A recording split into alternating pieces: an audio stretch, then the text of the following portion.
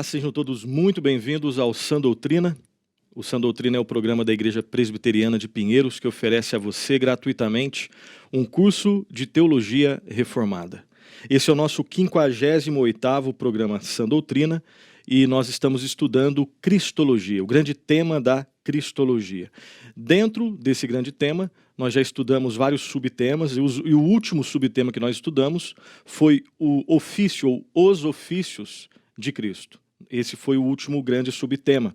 Nós estudamos então, refletimos aqui juntos sobre o ofício profético de Cristo, o ofício sacerdotal de Cristo e o ofício real do Senhor Jesus Cristo. Hoje, no programa de hoje, nós daremos sequência aos nossos estudos em Cristologia, com agora um novo subtema. Terminamos os ofícios de Cristo e começaremos a estudar juntos, a refletir juntos, a aprender juntos aqui sobre a doutrina da expiação ou a expiação de Cristo.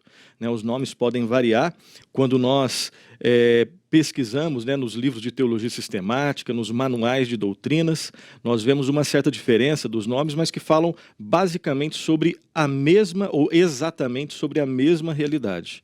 A doutrina da expiação, a expiação que foi feita pelo Senhor Jesus Cristo. Então esse é o novo subtópico, o novo subtema que nós estudaremos, começaremos a estudar aqui no Sã Doutrina, nesse grande tema da Cristologia. Será projetado aí para você agora um breve esboço sobre os 3 tópicos que nós veremos nesse subtema que nós começaremos a estudar sobre a doutrina da expiação. Então, acompanhe comigo, nós veremos hoje, primeiramente, a definição de expiação, o que é expiação, o que significa esse termo teológico, expiação. Depois nós estudaremos juntos sobre a causa motivadora da expiação, qual foi a causa, ou as causas motivadoras que motivaram a expiação. E, em último lugar, nós veremos a necessidade da expiação. A expiação realmente era necessária? Haveria alguma possibilidade de salvação de Deus, o Deus santo, justo, misericordioso, gracioso, que é amor perfeito? Seria possível Deus salvar o homem perdido em seus pecados, morto em seus pecados, de uma outra forma que não fosse mediante uma expiação substitutiva? Nós falaremos sobre isso no final do programa de hoje.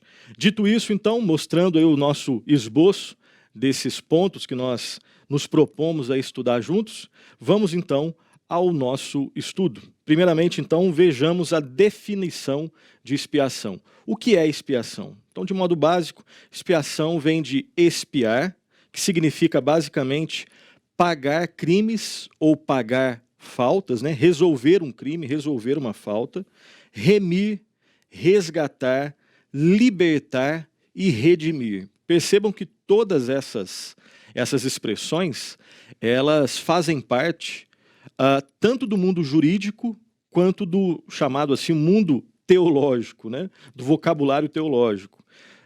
Pagar crimes ou faltas, remir, resgatar, libertar, redimir, expiar, são termos que fazem parte desses 2 mundos, do mundo jurídico e do mundo também teológico. Obviamente, guardadas as devidas proporções e as suas aplicações dentro desses panos de fundos diferentes, mas isso aqui nos traz uma reflexão que é na própria Escritura que nós vemos essa linguagem, onde existe um tribunal, um juiz justo, os réus, o advogado, o acusador. Então perceba que existe esse aspecto intercambiável, onde existe essa relação entre esses termos do mundo jurídico e do mundo teológico, do vocabulário bíblico, que se utiliza, obviamente, desses termos do mundo jurídico. Então, essas são as ideias que vêm à nossa mente, devem vir à nossa mente quando nós falamos de expiação. Tem a ver com espiar. O que é espiar? Não é você ficar fuxicando a vida do outro. Não, essa é outra questão. Aqui nesse aspecto aqui, que é o que nos interessa, pagar crimes, pagar faltas, resolver algo errado que aconteceu de modo justo, remir, redimir, resgatar, libertar, enfim. Então essas são ideias básicas, tá? Vamos tentar aprofundar agora um pouco. Agora vamos pedir ajuda aqui para um teólogo, o Wayne Grudem, que na sua teologia sistemática, ele dá uma breve definição, bem breve definição, do que é expiação. Vai ser projetado aí para você. Wayne Grudem diz o seguinte: expiação é a obra que Cristo realizou em sua vida e sua morte para obter nossa salvação. Perceba a simplicidade, né, o aspecto conciso e fiel às Escrituras. Expiação é a obra que Cristo realizou em sua vida e em sua morte. Com qual finalidade? Para quê? Né? Qual que é o telos, né? A finalidade?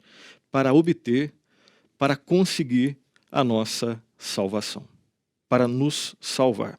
Okay?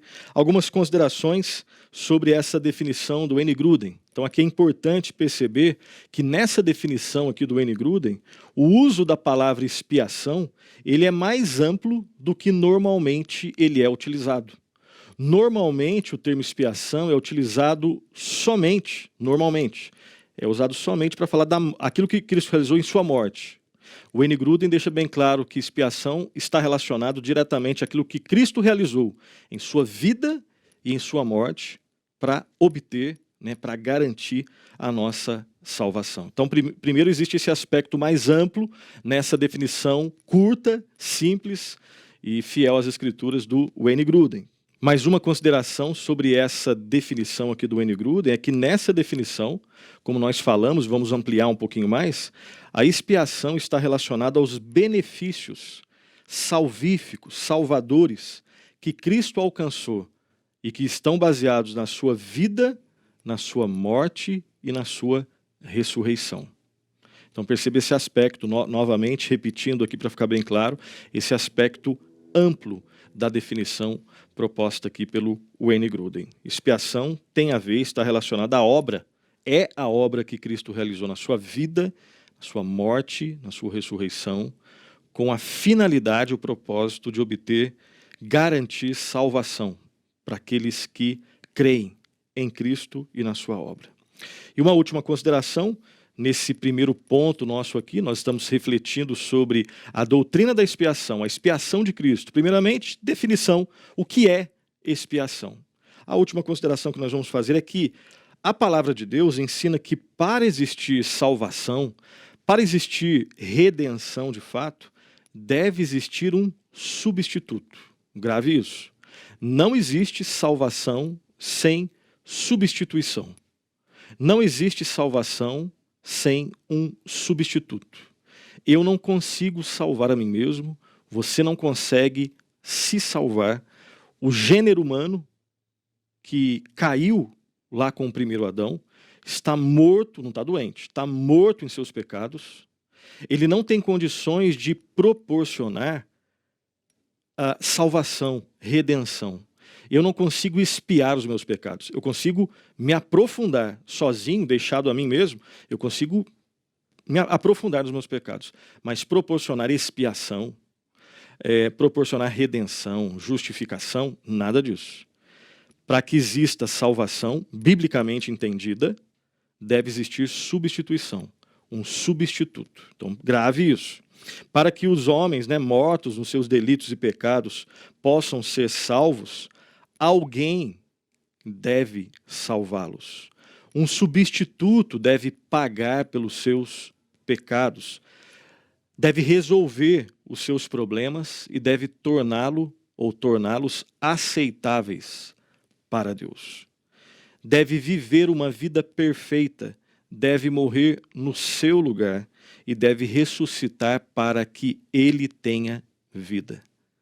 E quando nós falamos, meditamos, estudamos, refletimos sobre a doutrina da expiação, a expiação de Cristo, nós estamos falando dessas realidades aqui. Salvação, redenção, perdão de pecado, santificação, aceitação diante de um Deus santo. Nós estamos falando de homens pecadores que antes estavam mortos nos seus pecados e algo aconteceu com eles que os tornou aceitáveis a um Deus santo, justo. Para que isso ocorra, deve existir expiação, substituição. E aqui mais um termo, né? Um termo agora composto. Expiação substitutiva. A obra que Cristo realizou em sua vida, morte e ressurreição, onde ele foi o nosso substituto e agora garante salvação para aqueles que creem nele e na sua obra. Então a expiação que Cristo realizou foi uma expiação substitutiva. Uma obra que pressupõe que compreende a sua vida, morte e ressurreição, e que torna pessoas como eu e você pecadores, que sem Cristo merecem a justa ira de Deus. Pecadores que sem Cristo merecem o inferno eterno, mas que pela graça e misericórdia de Deus, que enviou o seu Filho para morrer na cruz, ressuscitou, e agora, porque pela graça de Deus nós nos arrependemos e cremos em Cristo, agora Cristo é o nosso substituto diante do Pai. E nós somos aceitos pelo Pai pelas perfeições do Filho, do nosso irmão mais velho. O Filho com F maiúsculo, Jesus Cristo. A expiação fala sobre essas realidades. Então esse é o primeiro tópico dentro desse nosso estudo que nós estamos começando no programa de hoje sobre a expiação de Cristo, a doutrina da expiação. Primeira definição de expiação, compreende essas realidades, essas ideias que nós acabamos de apresentar. O segundo tópico dentro dos nossos estudos sobre expiação é sobre a causa. Qual foi a causa motivadora da expiação? A causa motivadora da expiação. Vamos lá então algumas considerações iniciais. Em primeiro lugar, temos que lembrar que às vezes é afirmado, é dito, que a causa motivadora da expiação é o amor de Cristo pelos pecadores. E até aí, só nisso está certo. Mas tem mais coisas, né? Então, normalmente, as pessoas afirmam, muitos afirmam que a causa, o que causou a expiação, qual foi a causa motivadora da expiação? É o amor de Cristo, o Filho, pelos pecadores. E aí, às vezes, do jeito que a gente explica, pode dar a impressão de que Cristo, o Filho, ele ama pecadores. Mas o Pai é um Pai sempre irado, que quer sempre punir, né? O Filho ama, o Pai não. O Filho é que quer salvar, o Pai é só um Pai irado, colérico, sempre irado e que procura a destruição do pecador.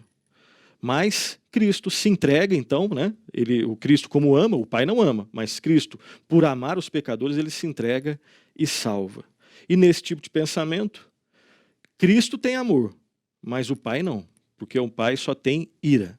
Às vezes é possível que, erroneamente, equivocadamente, nós expliquemos a causa motivadora da expiação dessa forma, né? O Pai sempre irado, querendo sempre destruir o pecador, ele não ama, mas o Filho ama, e ele vai lá e salva. E obviamente isso está errado. Esse tipo de explicação, ela está errada. Embora tenha uma parte verdadeira, mas a sua explicação geral, ela está errada, porque a Bíblia não ensina dessa forma.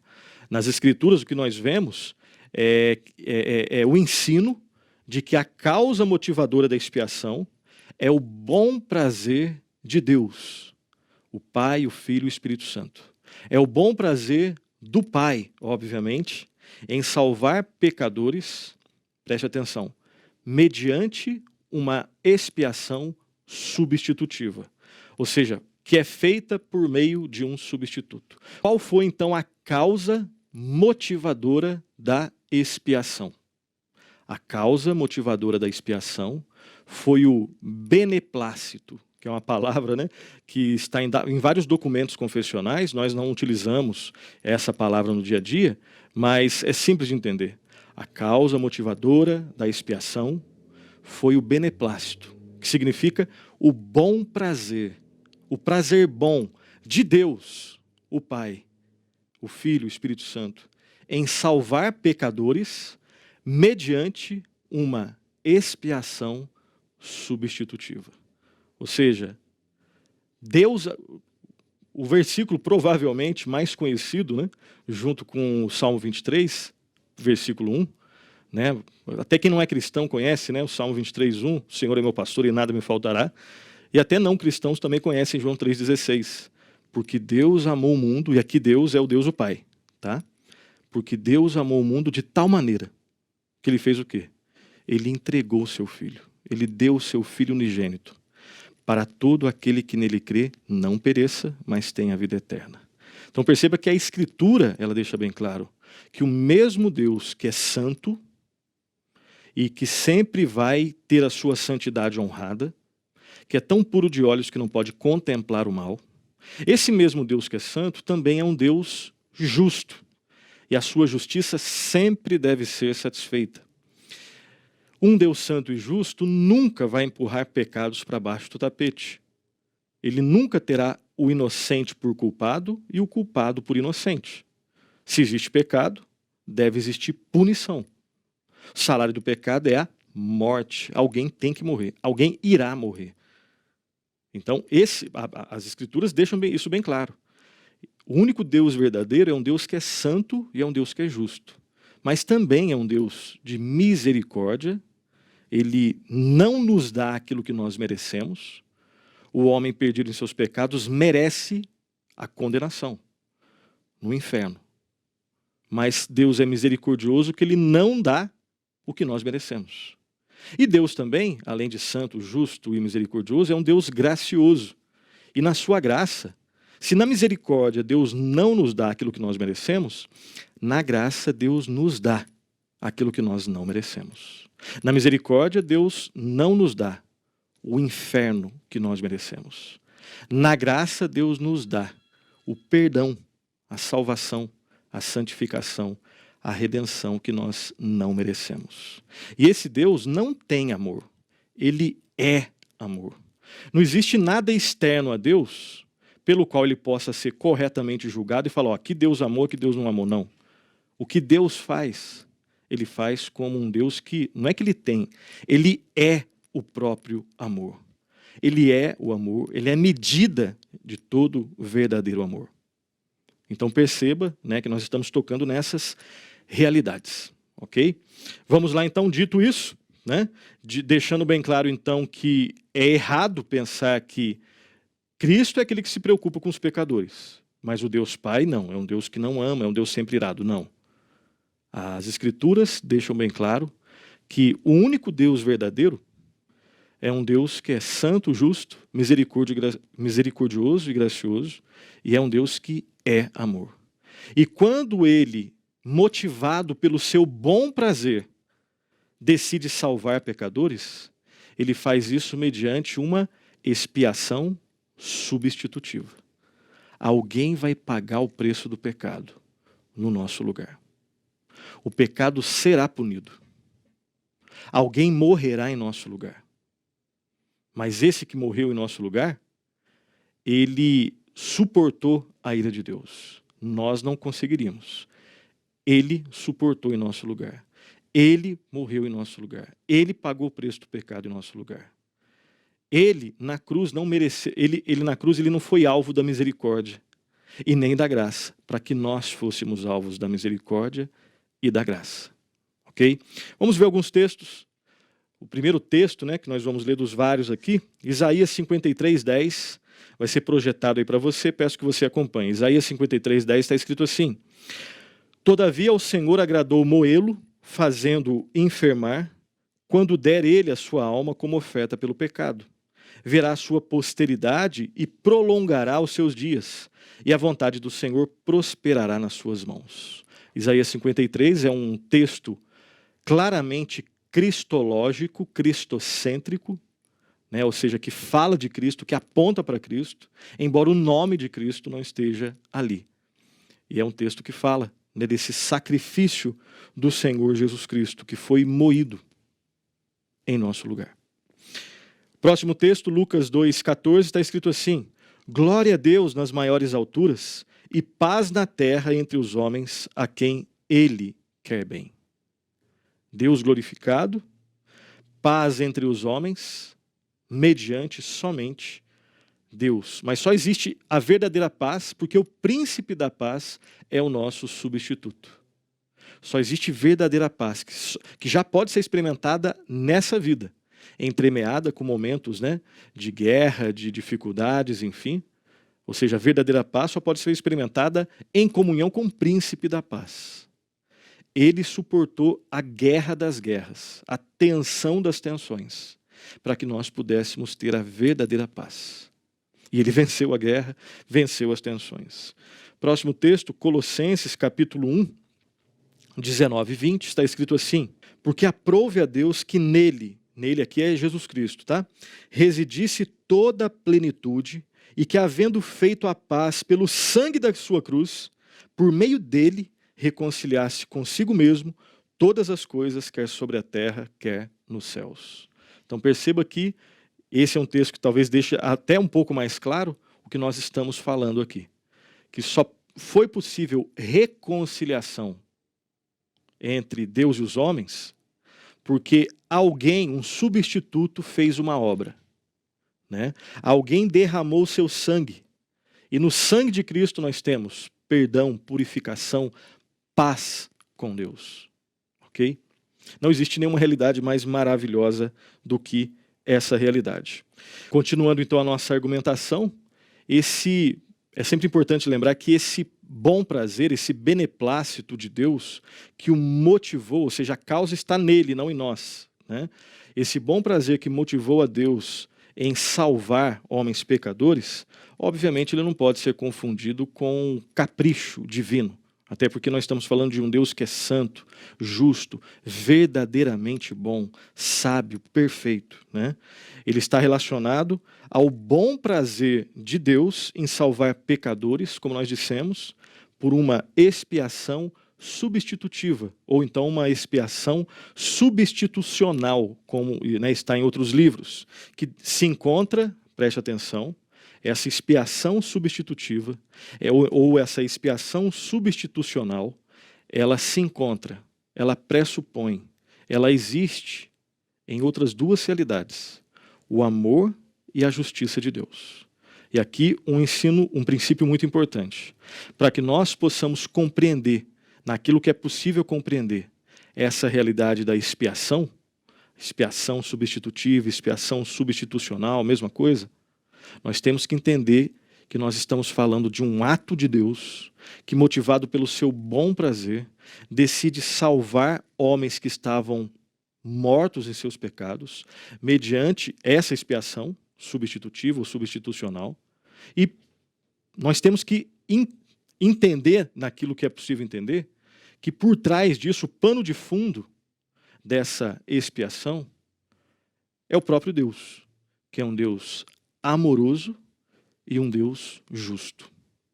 E Deus não pode negociar esses seus atributos. O atributo da sua santidade, da sua justiça, como nós estamos falando. Deus é um Deus de misericórdia, Deus é um Deus de graça, é um Deus que é amor. Então, quando Deus decide salvar o homem perdido em seus delitos, seus pecados, se ele não salvasse, né, é claro que não existe o si na história, mas se ele não salvasse o ser humano, ele não estava fazendo, obviamente, nada errado. Mas quando Deus decide salvar, ele, obviamente, nós temos que entender isso, e isso dá para entender, até certo ponto, que Deus, obviamente, não vai abrir mão dos seus atributos. Deus não deixa de ser justo. Então, o método de salvação, o meio a partir do qual Deus salva os seres humanos, deve pressupor quem Deus é. A justiça tem que ser feita, deve ser satisfeita. A santidade de Deus deve ser honrada, na forma como ele vai salvar os seres humanos. Ele vai então salvar, então seu amor vai ser expresso, a sua graça vai ser expressa, a sua misericórdia vai ser expressa. Só é possível mediante uma expiação substitucional, ou expiação substitutiva, ou então expiação por meio de um substituto. Nós poderíamos dizer então, de forma resumida, que a justiça de Deus, ela vai ser cumprida. A santidade vai ser honrada. Ao mesmo tempo, para demonstrar amor, misericórdia e graça em relação ao homem pecador e morto espiritualmente, é necessário um substituto. Foi o amor de Deus que forneceu aos pecadores um meio de escape. Se Deus não tivesse demonstrado o seu amor, não existiria nenhuma possibilidade de escape, de salvação, de redenção, absolutamente. Então, o amor não nasceu no homem. O amor é o próprio Deus e vem do próprio Deus. E foi o amor de Deus que forneceu aos pecadores, como eu e como você, esse meio de escape, esse meio de salvação. E aí nós vamos ler juntos, vai ser projetado aí para você, provavelmente você sabe de cor, mas nós vamos projetar mesmo assim o texto de João 3,16. Porque Deus amou o mundo de tal maneira que ele fez o quê? Ele deu o seu Filho unigênito, para que todo o que nele crê não pereça, mas tenha a vida eterna. Então, Deus, que é amor, ele decide salvar homens pecadores, mediante um substituto, o seu Filho unigênito. O único que poderia nos representar, o único que poderia nos salvar, o único que poderia suportar a ira de Deus, o único que poderia morrer em nosso lugar, experimentar a morte e ressuscitar, porque a morte não pode conter o Senhor da vida. Ele é o único substituto. Ele é o único mediador, o mediador da aliança que nós estudamos, né, em programas anteriores, quando nós falamos dos ofícios, né, de Cristo. Ele é profeta, ele é sacerdote, ele é rei, o rei dos reis. Salvação somente em Cristo.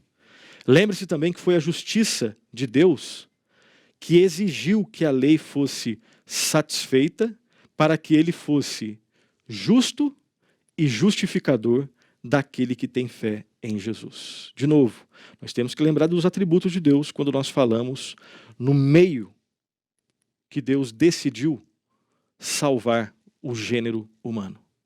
Deus é justo. E para que ele fosse justo e justificador, para que ele exercesse justiça, que a sua justiça fosse satisfeita e ao mesmo tempo ele pudesse justificar pecadores, era necessário um substituto. E Deus, como nós dissemos, né, ele não abriu, não abre, não abrirá a mão da sua justiça. E Cristo, ele cumpriu a justiça. Cristo honrou a santidade de Deus, porque ele é santo, ele é o próprio Deus, o Deus Filho. E em Cristo, Deus pôde demonstrar misericórdia, graça e expressar o seu amor de forma salvífica para os pecadores. E em Cristo, Deus foi, ele é e sempre será justo e justificador daquele que tem fé, daquele que crê no Senhor Jesus Cristo e sua obra expiatória e substitutiva na cruz. Vamos ler alguns textos? 2 textos agora, Romanos 3,26. Romanos 3,26 está escrito assim: tendo em vista a manifestação da sua justiça no tempo presente, para ele mesmo ser justo e justificador daquele que tem fé em Jesus. Aqui o texto completo, né? O versículo 26 todo. Somente em Cristo é que isso é possível. E Romanos 3, 24 e 25, lá está escrito assim, né, que são textos anteriores a esse que nós lemos aqui.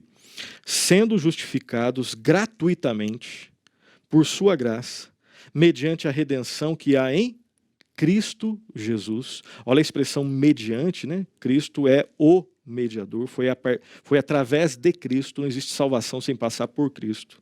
A quem Deus propôs no seu sangue, que é puro, precioso, poderoso, né?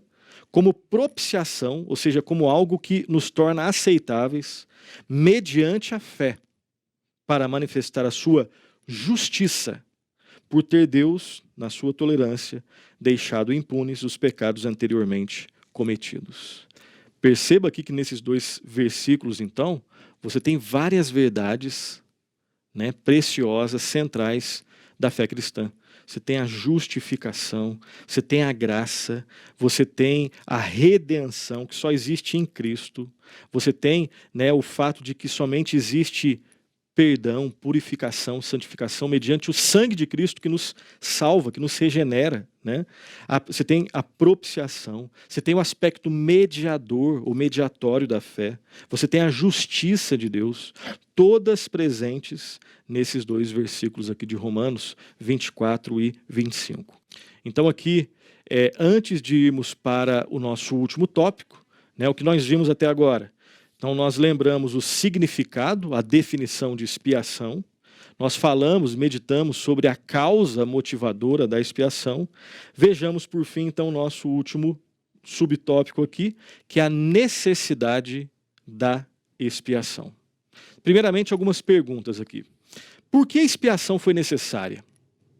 Será que ela era mesmo necessária, né? Por que Cristo teve que morrer?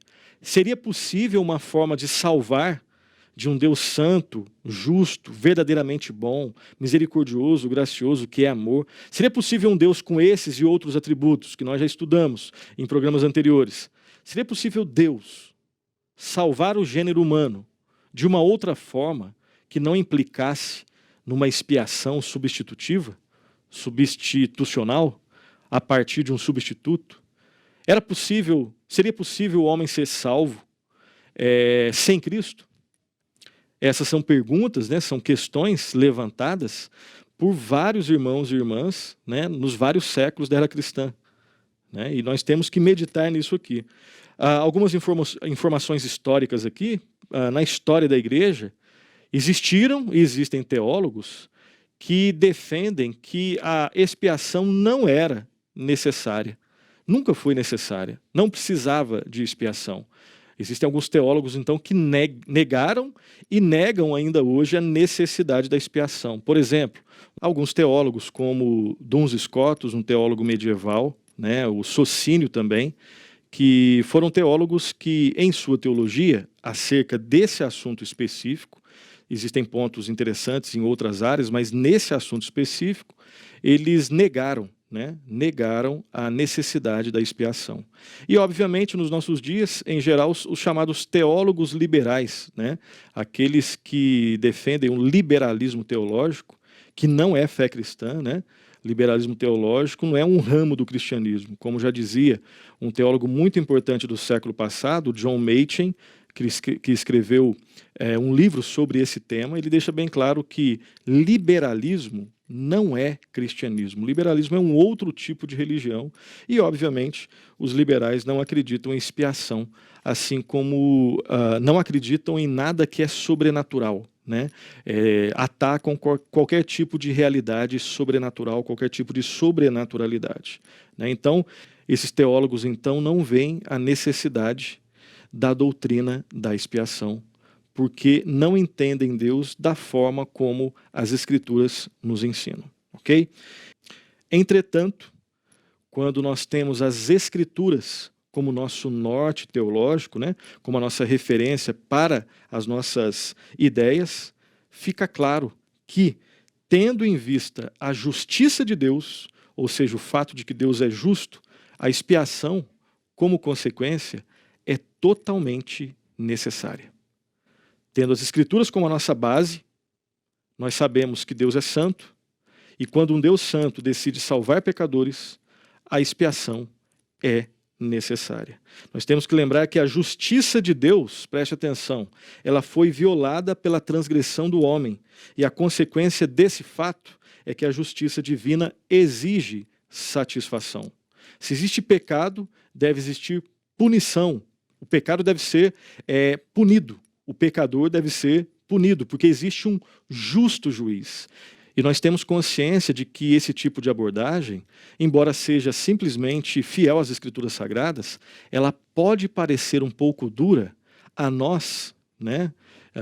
E a nós especificamente brasileiros, não que isso não exista em outros países, é óbvio que existe, mas falando com brasileiros que vivem no Brasil ou fora do Brasil, esse tipo de linguagem pode parecer muito dura, porque nós vivemos numa cultura que diariamente nos alimenta com uma visão que elogia o crime, elogia, em geral, criminosos e desprestigia a justiça, chamando, às vezes, a justiça de algo muito duro. Mas perceba, né, que não é a minha opinião que importa, nem a sua, nem a nossa em geral, nem da maioria. É aquilo que a palavra de Deus ensina. Um Deus justo nunca vai negociar pecado. Nunca vai chamar o inocente de culpado ou o pecador, o culpado de inocente. De forma nenhuma.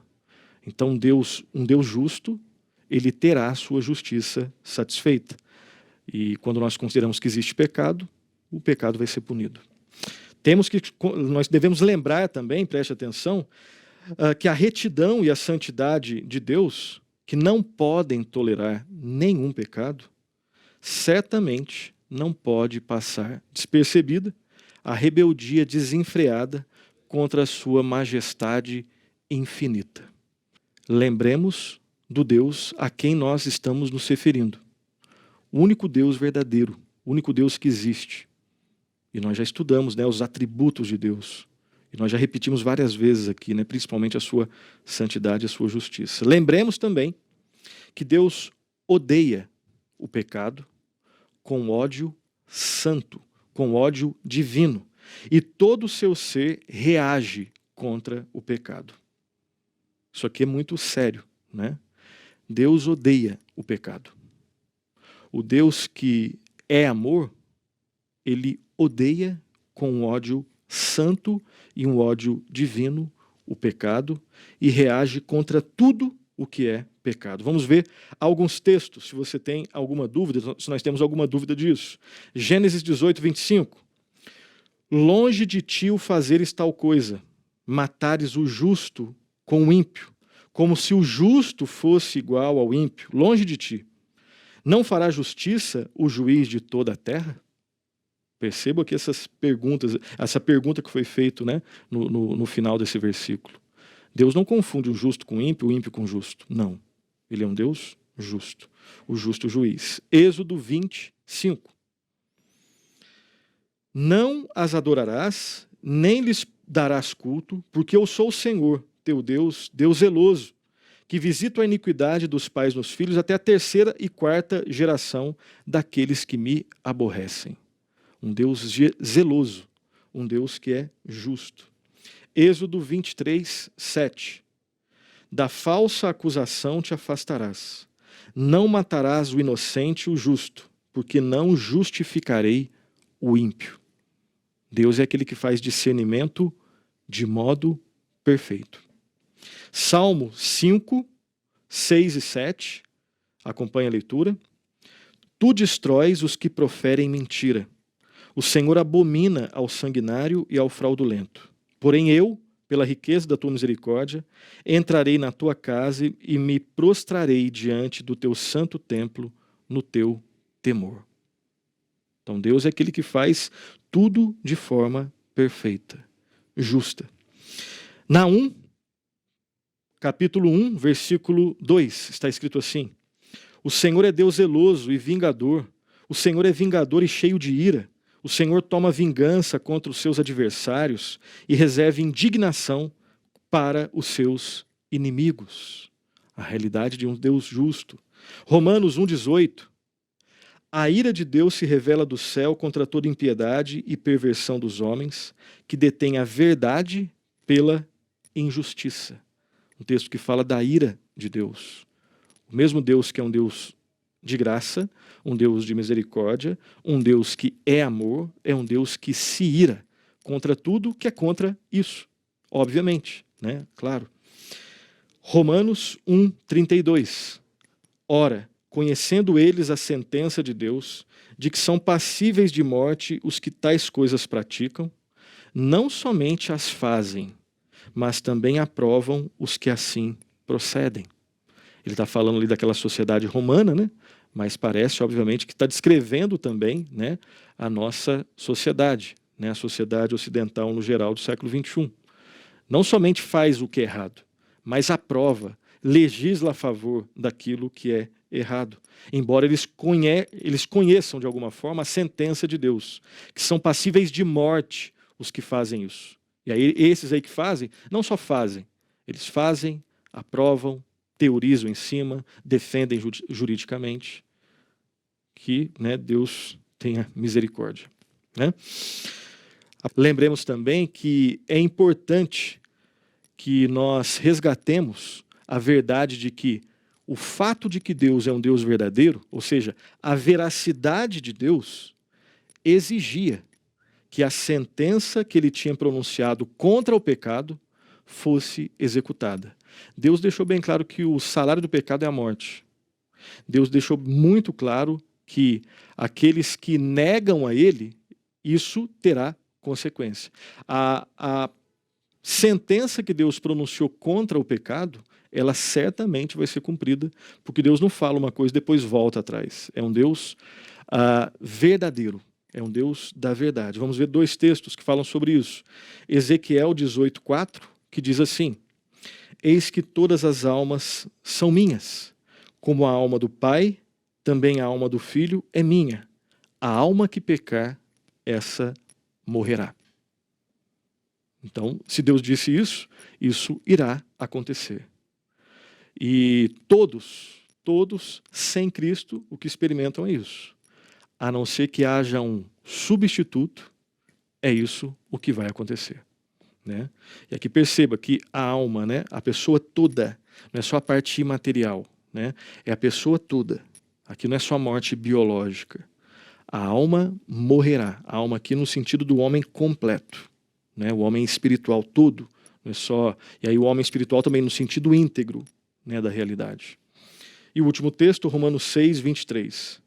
Porque o salário do pecado, o pagamento do pecado é a morte, mas o dom gratuito de Deus é a vida eterna em Cristo Jesus, nosso Senhor. Então o salário do pecado é a morte, mas em Cristo nós temos perdão, reconciliação, redenção e vida eterna. Eu quero terminar aqui o nosso programa lendo, antes de fazer as considerações finais, lendo aqui 3 perguntas de um documento confessional ali da época da Reforma Protestante, muito importante, né? O Catecismo de Heidelberg. Né? O Catecismo de Heidelberg, ele expressa a compreensão reformada sobre vários assuntos. Eu quero ler aqui a pergunta 16, que diz assim: por que o mediador deve ser verdadeiro, homem e justo? Nós falamos um pouco, né, em programas anteriores sobre as características do mediador. Por que o mediador ele deve ser, ao mesmo tempo, né, verdadeiro homem e também justo? A resposta é: deve ser verdadeiro homem porque a justiça de Deus exige que o homem pague o pecado do homem. Deve ser homem justo porque alguém que tem seus próprios pecados não pode pagar por outros. Então perceba que esse mediador que concretiza a obra expiatória substitutiva só é Jesus Cristo. Ele é verdadeiro homem e perfeitamente justo. Se ele não fosse verdadeiro homem, ele não poderia morrer em nosso lugar. Se ele fosse um homem, mas sem ser perfeitamente justo, seria como se eu morresse na cruz. Eu não posso salvar. Eu que tenho pecados não posso purificar. Eu tenho que ser purificado. E para que alguém me purifique, me salve, ele tem que ter algumas características. Entre outras, homem. Perfeitamente homem. Perfeitamente justo. Tá? Uma outra pergunta muito importante, vai ser projetada aí para você. Por que o mediador... Pergunta 17, tá? Nós lemos a 16, agora a 17. Por que o mediador deve ser ao mesmo tempo verdadeiro Deus? Preste atenção na resposta. Porque somente sendo verdadeiro Deus, ele pode suportar como homem o peso da ira de Deus, conquistar e restituir para nós a justiça e a vida. O mediador, aquele que fez a obra substitutiva, expiatória, tem que ser verdadeiro homem para ser o representante dos homens. Deve ser perfeitamente justo, não pode ser pecador, obviamente, senão o sacrifício é inútil, e verdadeiro Deus. Porque só um verdadeiro homem, perfeitamente justo e verdadeiro Deus, pode suportar a ira, suportar o peso da justa ira de Deus, pagar os pecados, morrer, ressuscitar. Ele é o Senhor da vida, ele é Deus, né? E também restituir a justiça que o pecado tirou e a vida. Então perceba essa perfeição. E a última pergunta, a pergunta de número 60, Diz assim: de que maneira você é justo diante de Deus? Preste atenção. Somente pela verdadeira fé em Jesus Cristo.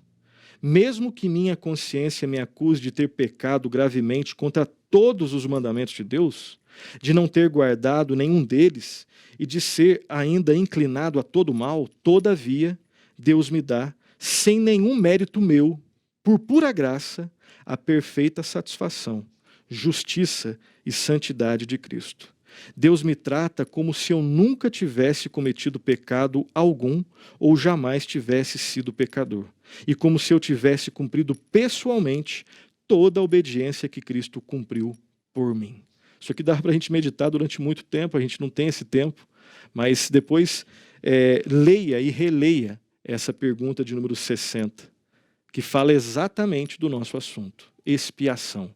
Como que alguém pode ser justo? Como que um injusto pode agora ser tornado justo diante de Deus? É porque o justo, que morreu por injustos como nós, ele pagou o preço de todos os nossos pecados, não deixou nenhum para nós, porque se deixasse a gente não suportaria. Não deixou nenhum centavo, pagou toda a nossa dívida, não deixou nenhum centavo para mim e para você, porque se deixasse um centavo, nós não teríamos condições de pagar. Ele derramou seu sangue precioso e poderoso, não deixou nenhuma gota para a gente derramar, porque se nós derramássemos o nosso sangue, ele não é puro. Nós precisamos de purificação. Ele fez tudo. E agora, com todos os nossos pecados na conta de Cristo, ele pagou tudo. Agora toda a justiça de Cristo na nossa conta, nós somos aceitos. Como se nunca tivéssemos pecado e como se tivéssemos cumprido toda a justiça da lei de Deus. Porque estamos em Cristo. Salvação somente em Cristo. Fora de Cristo o que existe é condenação. Esse benefício que nós acabamos de falar aqui é meu, é seu, somente se eu e se você aceitarmos pela fé, de todo o coração, a pessoa e a obra do Senhor Jesus Cristo. Esse benefício, a salvação, a expiação, todas as maravilhas advindas disso, é de quem? É daquele que crê e confia em Cristo na sua obra. Considerações finais e aplicações. Em primeiro lugar, lembremos que a doutrina da expiação é fundamental, não é acessório, é fundamental para a fé cristã. É tão fundamental que não existe salvação e redenção sem expiação. Sem expiação, sem salvação. Sem substituto, sem redenção. Então existem alguns sistemas, né, que até dizem que Cristo é importante, que Cristo salva, mas se você não fizer isso, Cristo não vai te salvar. Isso não é cristianismo. Cristianismo é 100% Cristo. Ao homem é necessário arrependimento e fé.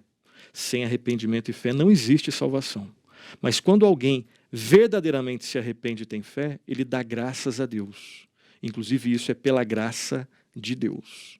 E os méritos todos são de Cristo. Cristianismo não é 99,9 Cristo mais 0,1 obra humana. Não, isso não é cristianismo. Cristianismo é totalmente a pessoa e a obra do Senhor Jesus Cristo. Nós devemos nos arrepender e crer, confiar no que Cristo fez. Segunda consideração, o que motivou o Senhor Deus triuno a salvar pecadores foi o seu bom prazer de salvar pecadores por uma expiação substitutiva ou substitucional, feita por meio de um substituto, que se encontra no seu amor e na sua justiça. A expiação sempre ela reflete essas realidades.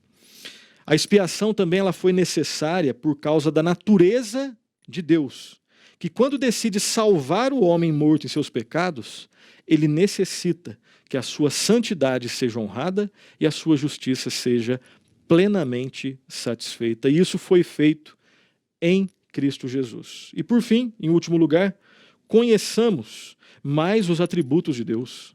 Conheçamos mais quem nós somos, a partir, obviamente, da palavra de Deus.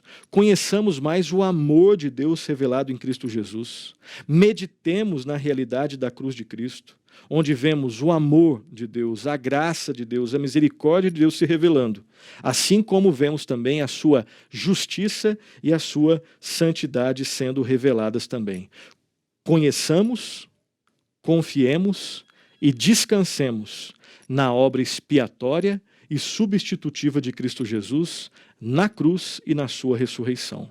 Lembre-se que nele, em Cristo, e somente nele, nós temos tudo o que nós precisamos para a vida aqui no tempo e na eternidade. Que Cristo sempre seja exaltado. Assim nós terminamos o nosso programa de hoje.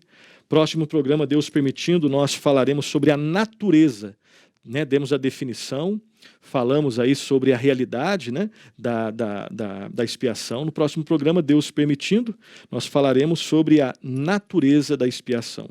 Quero fazer só 2 indicações bibliográficas, tá? Sobre esse assunto, se você quiser se aprofundar nesse assunto. Nesse livro, que nós já indicamos em outros programas, Teologia Puritana, Doutrina para a Vida, do Joel Bick e do Mark Jones.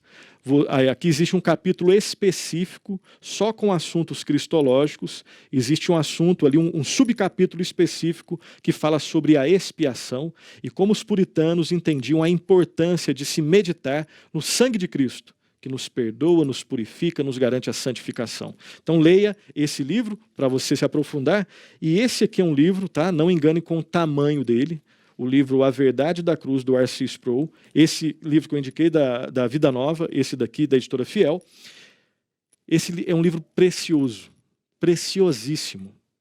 Tá? Embora seja pequeno aqui, é um livro precioso que fala exatamente, de forma bem mais aprofundada do que nós esboçamos aqui, né, de forma bem básica, sobre a expiação.